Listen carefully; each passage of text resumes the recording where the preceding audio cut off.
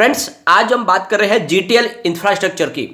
Price up down तो देखने को हमें फ्राइडे को नहीं मिली, यानी जो गुरुवार की क्लोजिंग थी वही रही, लेकिन लोगों को काफ़ी ज़्यादा चिंता हो रही है कि आखिरकार में प्राइस इतनी नीचे क्यों आ गई है ऊपर के लेवल से।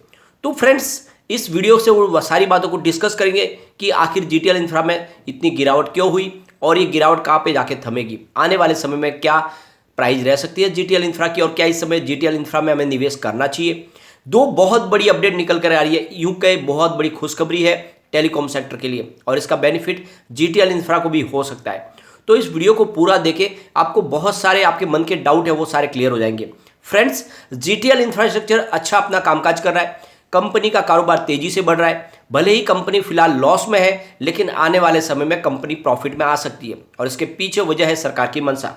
और यहाँ पे आपको एक और बात ध्यान रखनी है कि बहुत भारी वॉल्यूम में कामकाज हो रहा है जीटीएल इंफ्रा में। इसका मतलब लोगों के रुझान अभी भी बना हुआ है स्टॉक की तरफ और इसीलिए भारी वॉल्यूम में कामकाज हो रहा है। आज भी हम डिस्कस करेंगे कि बहुत बड़ी बड़ी डील हुई जिसके माध्यम से खरीदारी भी हुई है, तो उन सारी बातों को जानेंगे जिससे आपको मन में जो वहम है वो भी खत्म हो जाएगा। और जीटीएल इंफ्रा कौन से स्टेज पे चल रही है एएसएम की लिस्ट में, उसको भी डिस्कस करेंगे। लेकिन फ्रेंड, उससे पहले अगर आप पहली बार हमारे चैनल पे आए तो चैनल को सब्सक्राइब कर दीजिए, एक बेल आइकन दबा दीजिए ताकि जब भी नया वीडियो बने पहला नोटिफिकेशन आपको मिले। वीडियो पसंद आए तो लाइक शेयर जरूर कीजिए। चलो फ्रेंड, वीडियो स्टार्ट करते हैं। मैं हूँ आपका दोस्त एसबी दवे और हमारे अपने चैनल ऑनलाइन कमाई में आपका बहुत बहुत स्वागत है। सबसे पहले कारोबार को डिस्कस कर लेते हैं। तो फ्रेंड्स, फ्राइडे के दिन जीटीएल इंफ्रा का स्टॉक 155 पर ओपन हुआ। इसने हाई बनाई 1.60 की, लो है 1.50 का और अंत में 1.55 पर ही क्लोजिंग दी है, यानी गुरुवार की क्लोजिंग। यहाँ पे कोई अप डाउन आपको देखने को नहीं मिली। अगर हम वॉल्यूम को एनालिस करें तो बीएससी में 3,80,46,000 का वॉल्यूम हुआ, सामने 2,29,88,000 की डिलीवरी उठाएगी। डिलीवरी का परसेंटेज 60.42%। तो बहुत ही भारी क्वांटिटी में कामकाज हुआ और बहुत ही जबरदस्त डिलीवरी बेस काम हुआ। ये आपको ध्यान रखना है कि 60% डिलीवरी बेस काम हो। इससे एक बात तो समझ में आ रही है कि लोग काफ़ी बड़ी मात्रा में अपने शेयरों को खरीद रहे हैं और इसकी जो प्राइस लो है उसका फायदा उठा रहे हैं। यहाँ पे अगर हम एनएससी की बात करें तो 4,69,81,000 का वॉल्यूम हुआ, सामने 3,28,73,000 की डिलीवरी उठाएगी। डिलीवरी का परसेंटेज यहाँ पे बहुत ज़्यादा चौंकाने वाला है, यानी 69.97%। लगभग 70% लोगों ने डिलीवरी बेस्ड काम किया है जीटीएल इंफ्रा में, जो एक इशारा है कि काफ़ी जबरदस्त मात्रा में यहाँ पे खरीदारी हो रही है निचले लेवल से। और इसलिए आपको यहाँ पे डरने की कोई बात नहीं है। यह स्टॉक जैसे ही पॉजिटिव माहौल बनने लगेगा तेजी के साथ स्टॉक भागेगा। अब आपको एक बात और ध्यान रखनी है, इस समय जीटीएल इंफ्रा ही गिरा नहीं है, बाकी जितने पेनी स्टॉक है सबके अंदर लगभग कीमत आधी से भी कम हो गई है। और इसके पीछे वजह यह है कि बाजार में भयंकर जब गिरावट हुई तो लोगों ने अपना प्रॉफिट बुक कर लिया, काफ़ी ज़्यादा तेजी बनी थी और इस वजह से अपनी प्रॉफिट बुकिंग की। और फिलहाल जो खरीदारी हो रही है वो लार्ज कैप में हो रही है। तो जितने भी फिलहाल पेनी स्टॉक है उनमें गिरावट है, अकेले जीटीएल इंफ्रा में कोई गिरावट नहीं है। और जो लोग कहते हैं कि जीटीएल इंफ्रा ये एक ही जगह पे ट्रेड करता था, तो ये बात इस बार गलत साबित होगी, क्योंकि इस बार विजन बहुत बड़ा है सरकार का टेलीकॉम सेक्टर के लिए। इस वीडियो में वो आगे हम डिस्कस करेंगे।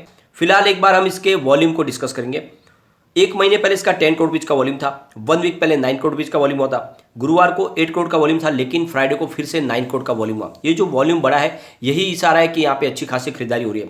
कुछ बड़ी डील हुई उसको भी हम डिस्कस करेंगे। तो फ्रेंड्स, यहाँ पे अगर हम देखें तो 9:40 पर बाजार खुलते ही करीब 1.55 की प्राइस से 14 लाख शेयरों की एक बड़ी डील हुई और उसके बाद में फिर 9:48 पर 1.55 की प्राइस से ही 13 लाख शेयरों की एक बड़ी डील हुई।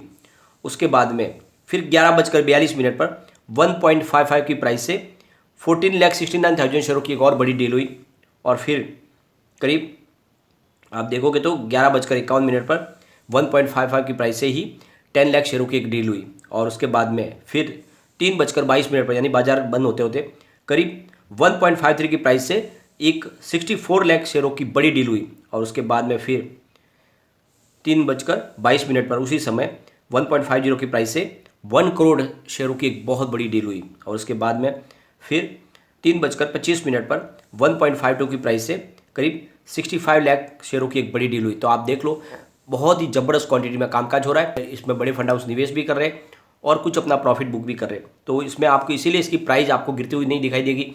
यहाँ पे काफ़ी समय से स्टेबल है स्टॉक और यहाँ पे खरीदारी का मौका बनता है। लेकिन एक बात ध्यान रखें, आने वाले समय में जल्दी आपको यहाँ पे पेनी स्टॉक में जल्दी तेजी बनती हुई दिखाई नहीं देगी, अभी थोड़ा समय लगेगा। फ्रेंड्स, बाजार के लिए सबसे बड़ी चिंता की बात है वो है रसिया यूक्रेन का युद्ध, जो बहुत तेजी से आगे बढ़ रहा है और परमाणु युद्ध का इशारा हो रहा है, क्योंकि परमाणु पनडुब्बियां अब समुद्र में उतार दिया है रसिया ने, और इसीलिए थोड़ी सी चिंता की बात बनती है। और इसीलिए आपको इस समय नई खरीदारी नहीं करनी है, लेकिन जो भी आपके पास निवेश है तो उसको लेके बैठे लॉस बुक करने की कोशिश करना है, बिल्कुल ना करें। आने वाले समय फिर से तेजी की वातावरण बिल्कुल बन जाएगा। अब यहाँ पे काफ़ी लोगों को चिंता होती है कि इसको एएसएम की लिस्ट में डाला गया, तो फिलहाल कोई चिंता वाली बात नहीं है। जीटीएल इंफ्रास्ट्रक्चर फिलहाल एएसएम लिस्ट 1 में है, कोई चिंता वाली बात नहीं है। अभी कोई इसका स्टेज 2 भी नहीं हुआ है, जल्दी स्टेज 1 से भी बाहर आ जाएगा। फिलहाल थोड़ा सा वॉल्यूम ज़्यादा है, इसलिए इसको स्टेज 1 में रखा गया है, लेकिन इसमें कोई आपको ज़्यादा चिंता करने की कोई बात नहीं है। यहाँ पे जो बहुत बड़ी खुशखबरी निकल कर आ रही है, सरकार ने अपनी तरफ से डिक्लेयर कर दिया है कि जल्द ही वो 5G टेक्नोलॉजी को लाने वाले हैं, यानी इस साल के अंत तक 5G टेक्नोलॉजी बिल्कुल शुरू हो जाएगी, लोगों को इसकी सुविधा का लाभ मिल जाएगा।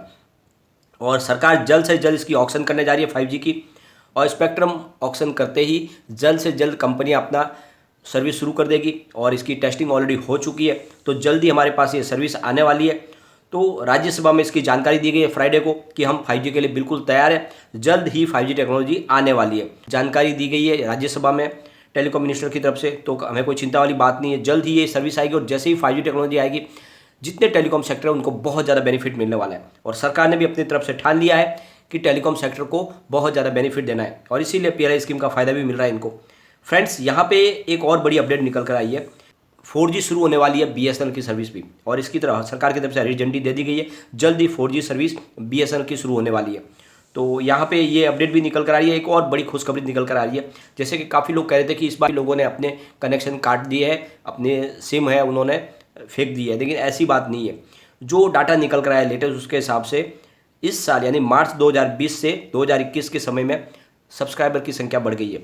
पिछले साल जो संख्या थी वो मार्च 2020 में 1157.75 मिलियन की थी सब्सक्राइबर की संख्या, वो बढ़कर इस मार्च 2021 में 1180.96 मिलियन हो गई है। तो इसका मतलब नए कस्टमर जुड़े हैं, न कि कस्टमर कम हुए। तो इससे आपको जो चिंता थी वो भी खत्म हो गई। टेलीकॉम सेक्टर में अभी भी संभावना बाकी है, लोग कस्टमर नए जुड़ रहे हैं, कोई चिंता वाली बात नहीं है। हमारे लिए एक बहुत बड़ी खुशखबरी यह है कि सरकार ने जो कहा है कि आने वाले समय में 3 सेक्टर है जो बहुत बड़ा रोल अदा करने वाले जॉब अपॉर्चुनिटी क्रिएट करने में। उसमें है इंजीनियरिंग सेक्टर, टेलीकॉम सेक्टर और हेल्थ केयर सेक्टर। ये 3 सेक्टर मिलके करीब 12 मिलियन जॉब्स क्रिएट करने वाले 2026 तक। तो सरकार ने फोकस अपना सेट कर लिया है, और इसीलिए इनको बहुत ज़्यादा बेनिफिट मिलने वाला है आने वाले समय सरकार की तरफ से। और इसीलिए यहाँ पे आप टेलीकॉम सेक्टर के किसी शेयर में निवेश करते हो तो आपका निवेश यहाँ पे बढ़ने की संभावना बहुत ज़्यादा हो जाती है। कम से कम ये 2 सेक्टर यानी हेल्थ केयर और टेलीकॉम सेक्टर से ही पूरी इंडिया की जीडीपी के अंदर 2.5% की इनका हिस्सा होगा, यानी पूरी इंडिया की जीडीपी का जो पूरा जो भाग होगा उसमें 2.5% इन दोनों की तरफ से ही आएगा, यानी 2025 तक। तो आप समझ लो सरकार ने इसके लिए कितनी कमर कस ली है। उनको पता है इस सेक्टर को अगर हमने संभावना इनमें तलाशी तो आने वाले समय में यही सेक्टर देश में जॉब अपॉर्चुनिटी क्रिएट करेगी, देश की इकोनॉमी को आगे बढ़ाएंगे, और इसीलिए सरकार इनको पूरी राहत दे रही है। तो आपको इसमें बने रहना है, ऐसे इन सेक्टर में आपको कोई भी नुकसान होने वाली बात नहीं है। तो इस समय कौड़ियों के भाव में मिल रहा है जीटीएल इंफ्रा, निवेश करके रखे, आने वाले समय ये डेफिनेटली आपको कई गुना रिटर्न दे सकता है। पिछले 5 साल के हिसाब से इसमें 73.67% का नेगेटिव रिटर्न जरूर मिला है, लेकिन 3 ईयर के हिसाब से अभी भी 66.67% का पॉजिटिव रिटर्न मिल रहा है।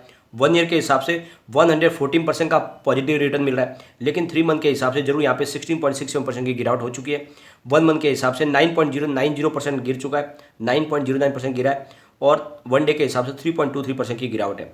तो पिछले 3 महीनों से यहाँ पे गिरावट जरूर है, और करीब 16% गिरा 3 महीने के हिसाब से, लेकिन जल्दी यहाँ पे तेजी बनेगी। अभी फिलहाल तो पेनी स्टॉक में सब में गिरावट है, तो यहाँ पे अकेला ये स्टॉक तो है नहीं कि अकेला भागेगा, लेकिन आपको एक ध्यान रखना है, कंपनी का कारोबार बहुत तेज़ी से बढ़ रहा है। अगर हम जीटीएल इंफ्रास्ट्रक्चर की बात करें तो इनका मार्केट कैप 1893.18 करोड़ रुपीज़ का है, तो मजबूत मार्केट कैप है कंपनी का। और इन्होंने जो रिजल्ट पेश किया Q3 का वो भी बेहतरीन है। इनकी टोटल इनकम 373.44 करोड़ रुपीज़ निकल कर आई है Q3 में, जहाँ पे 1.91% की बढ़त देखने को मिली है पिछले क्वार्टर से, यानी Q2 से। Q2 में इनकी टोटल इनकम 366.43 करोड़ रुपीज़ थी, और 6.18% ज़्यादा है पिछले साल सेम क्वार्टर से। पिछले साल सेम क्वार्टर में इनकी टोटल इनकम 351.71 करोड़ रुपीज़ थी।